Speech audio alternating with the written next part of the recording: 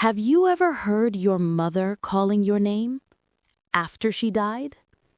Sarah did. At first, it was soft, a voice from the kitchen, humming her childhood lullaby. But when she walked in, the stove was cold, the lights flickered, and on the wall, written in steam, were the words, "I'm still here, my child." After her mother's funeral, Sarah returned to the old house at the edge of Hollow Creek. The walls still smelled of lavender and rain, her mother's favorite scent. Everything was in its place: the teacups, the clock, the family photo on the mantel. Yet the silence felt occupied. Every night, Sarah heard soft footsteps upstairs. The boards creaked the same way they used to when her mother came to check on her as a child. But she was gone. Sarah told herself it was grief playing tricks. Until she heard her name. A whisper. Sarah. The whisper grew stronger each night. It came from behind her mother's locked bedroom door, the one Sarah promised never to open again. One stormy night, unable to bear it anymore, she placed her trembling hand on the knob. "Mom," she whispered, "is that you?" The voice answered, low and broken, "It's cold here, sweetheart. Let me out." Her breath froze. The door began to shake. The old brass knob turned by itself.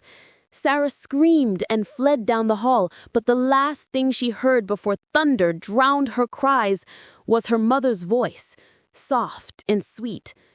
"Don't you love me anymore?"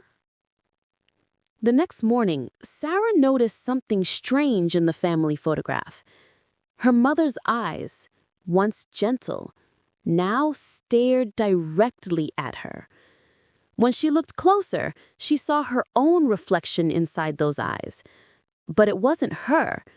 It was another version, pale, hollow, and smiling. That night, the photo frame shattered, and on the cracked glass, written in red lipstick, were the words, "You promised you'd never leave me."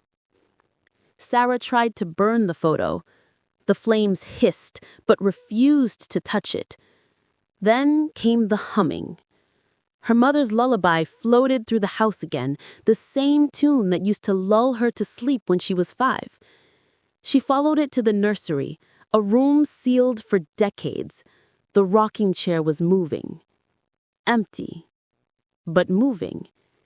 And the music box on the shelf, the one her mother buried with her father, was open and playing.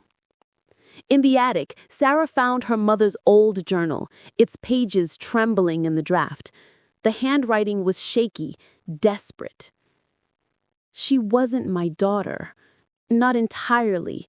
They took her from me and gave her back wrong. I hear them whisper through her. They call her theirs. They want her back." Sarah's heart pounded. She read the last entry, dated the night before her mother died. "If you hear me, don't listen. It's not me anymore." Sarah ran to the mirror, her pulse hammering. "It's not real," she whispered. But in the reflection, her mother stood behind her, smiling, her eyes black and endless. "Mom," Sarah breathed. The reflection spoke even though the real room was empty. "I told you, sweetheart. I never left." The mirror began to ripple like water.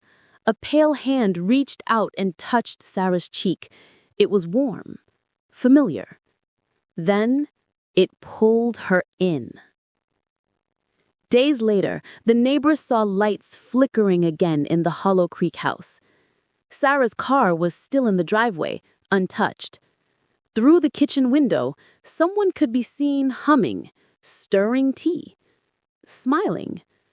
It looked like Sarah, but those who grew up here swear her mother used to hum that same song. When love refuses to die, something else learns to live in its place.